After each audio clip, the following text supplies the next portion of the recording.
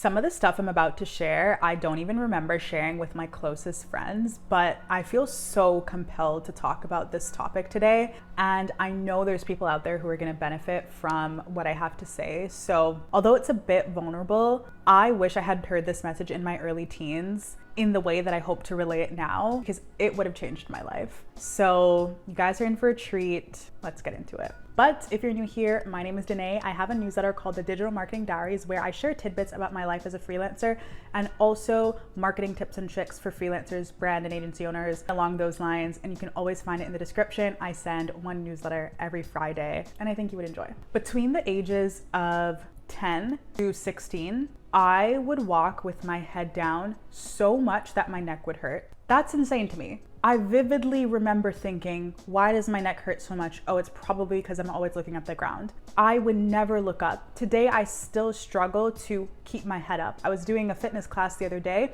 and a big part of the movement I was doing was to keep my head up, and it was such a difficult task for me. I've been so used to constantly having my head down. I'm running a lot now, and good posture means your head is straight ahead. The default for me is to put my head down. That breaks my heart, but it was something I did so consistently because I was shy, I was anxious, and I didn't feel good enough. I never felt good enough. And it wasn't for any external factor. I have wonderful parents who told me I was good enough. To be honest, they told me I was the best. I was beautiful and I was talented, but I didn't see that in myself for some reason. And I can't even imagine growing up with like TikTok today. Because back when I was 13, Snapchat crown filter was the worst thing we had. And honestly, that was an iconic era. But I say this to say that I went from that to being a confident freelancer who posts herself online, who manages her own life with her clients, gets on calls. I put myself out there, I take action. Something that I just couldn't do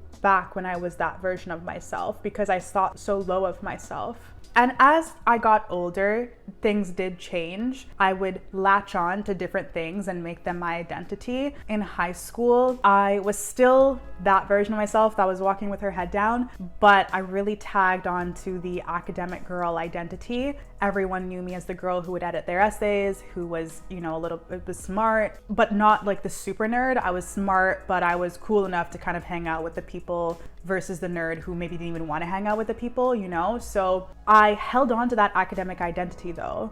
And then when I went to university, you're then pushed into a realm with a bunch of other people who are smarter than you and etc. So I wasn't the academic girl anymore, but I latched on to a bunch of other identities. But this video is not about that. But I brought this up to say that I've always found some sort of identity to latch onto instead of just being me and finding my identity in myself and God. This is not supposed to be some sort of religious video, but that also played a huge role in my journey. So I've worked a bunch of part-time jobs throughout my life, serving, hosting. There's a restaurant in Canada called Chalet, and working at McDonald's during uni, and at the time it was COVID as well, was one of the most grueling, I don't want to say humiliating, but humiliating experiences because I just felt like a robot. I'm sure many people can relate to that. You're working these weirdly hour shifts, barely making money from them. People are treating you poorly because you forgot to put ketchup in their bag, or the price of the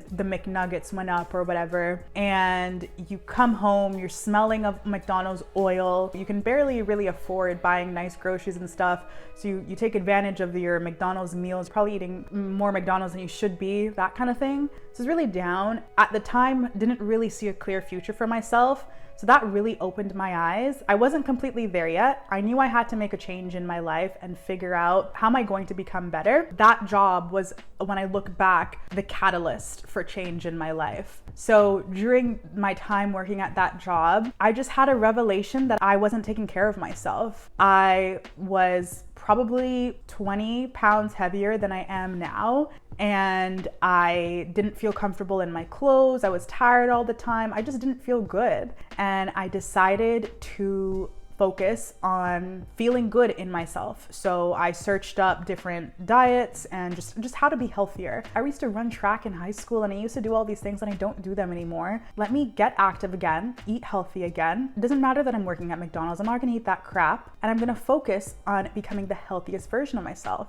And I was so committed because I remember I actually was taking a Snapchat with my friend and I was like, there's no chance I look like that. That Snapchat video was such a big catalyst for change for me as well, because I couldn't not take action, because I would just look back at that and say, this is not who I want to be. This is not Danae. This is not my best self. So anyways, I went on Amazon. I remember I had probably couple $100s in my bank account. Went on Amazon, I bought a black athletic shirt that I still wear today actually for like $12. And I had a pair of workout tights and I would wear the same thing and wash it consistently. I'd wake up every morning at 5 a.m. I would meal prep my breakfast, lunch, and dinner.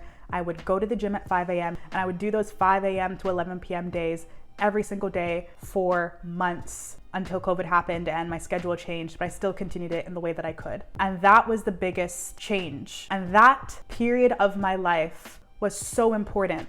At the time, I was still in school. I didn't even know about online business. It was the peak of the pandemic. But because I committed to something and I started to see the weight shed, I started to feel better. I could run.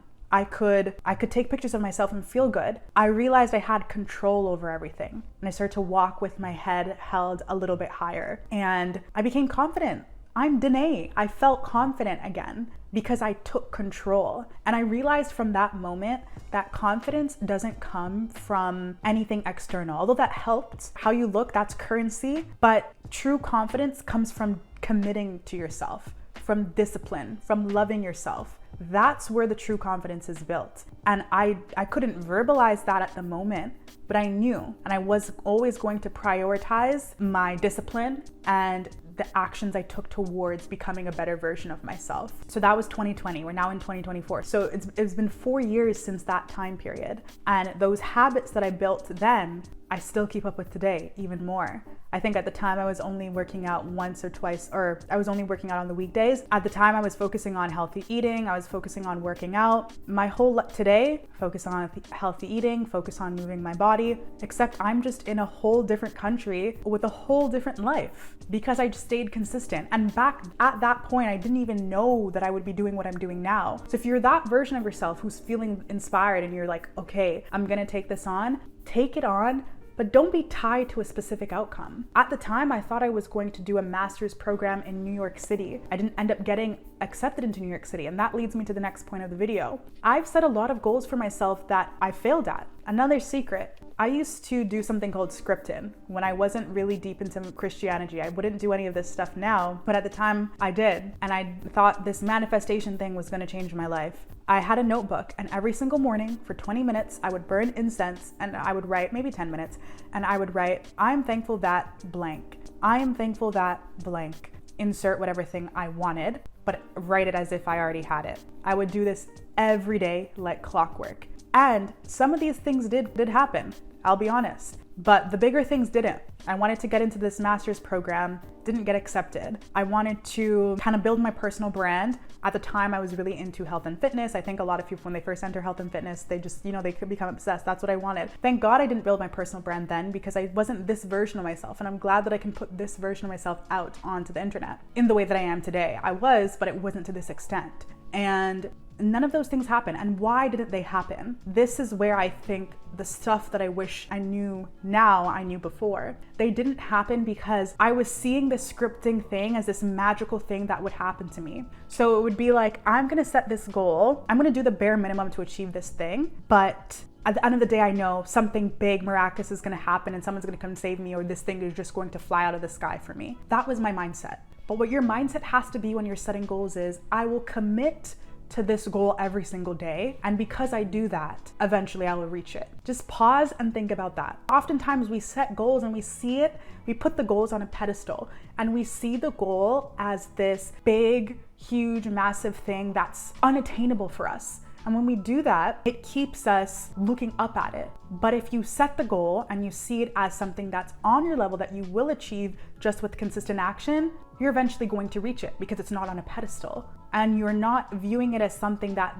this magical thing has to happen to come save you. And as a cause, you're going to work towards it. And as a cause, the opportunity is just going to present itself. It's a no-brainer. So what do you actually change to go from low self-confidence, anxious, unsure of what you want to do, to someone who's confident, sure of themselves, and has a clear path? or has a path that, makes sense for them. You have to change your mindset and stop seeing what you want as something unattainable. You have to stop putting what you want on a pedestal and put it on the same level as you are. And a mindset shift, this is actually going a little bit further than I wanted to at the moment, but we'll get into it. The mindset shift is not something that just happens.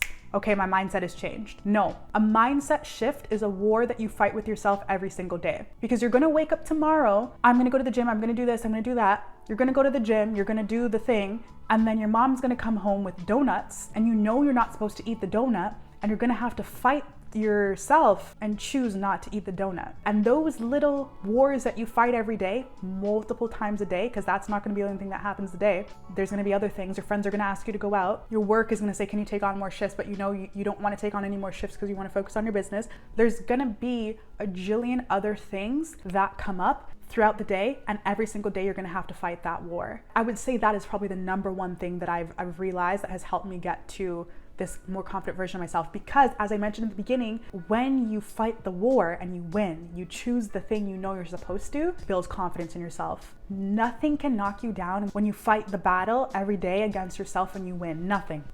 It's going to be so hard for anything to knock you down because every single day you're choosing to fight the battle. Bringing it back, another mindset shift that you make, how do you get to this point, is to be optimistic. I know some people who have, let's say, more pessimistic or negative outcomes that still achieve success and still become the confident person and whatever, and it's possible. For me, and if you're relating to me in this video, likely choosing to be optimistic, choosing to be Delulu is the only Salulu, choosing that will be the best outcome, the best mindset shift for you. Just choosing to think positively, especially if you're an anxious person. What is the worst thing that can happen if I do this? The worst thing that can happen is this. And then you realize it doesn't matter.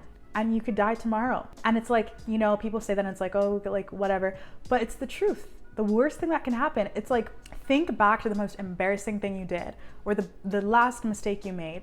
Does it even matter now? It could have been yesterday. Does it even matter now? Will it matter in 5 years? Some of the things I was so anxious and nervous about, aka back when I was working at McDonald's and I really wanted to get into the master's program, I thought it was the end of the world. I was cripplingly anxious for the 3-month waiting period for that letter declining me into the program. It didn't matter. That time would have passed either way. Why did I allow myself to be sick to my stomach every day? There's no reason to do that to yourself. And I'm not saying that I'm perfect and I don't have times where that happens. There's opportunities that'll come up, or I'll have a sales call, or I'll have something to do that will cripple me still. But I fight the war. And the more you fight the war, the easier it becomes. So stay optimistic and continue to fight the war. And the last thing, and I mentioned it a bit earlier, is to don't stay tied to a specific outcome. Even when I didn't get accepted, I made new goals. So different from where I am today. I had no idea that I would be moving to London, United Kingdom, that would have the friends I have, that would have the career, the freelancing, be posting these YouTube videos, none of that. I've always been open to the possibility of things moving, changing, going a different path. And because of that, I am here where I am. Now, there are things you should be specific about. One thing I value is my autonomy and freedom. So the decisions I make will always adhere to those beliefs. That could lead me to a million other paths. Does that make sense? So it's important to know what you value, but be open and ready to stay the course. It's gonna take time. Could be months, could be years until you achieve that version of yourself that you want to, but you'll look back and you'll be thankful for the actions that you took every single day and realize, wow, one day you'll just realize, I woke up this morning and I just chose to go to the gym and I came back to this apartment that is my own and I walked with my head up. You'll just have that realization, but that doesn't just come. It's a long journey and it's going to be a continuous journey. The war in your head will continue. You will constantly have to fight the war, but it will be worth it. So yeah, I hope this helped. I hope it gave you a new perspective on what it really takes to change this version of yourself and opened your eyes to practical ways you can go about that. We'll talk.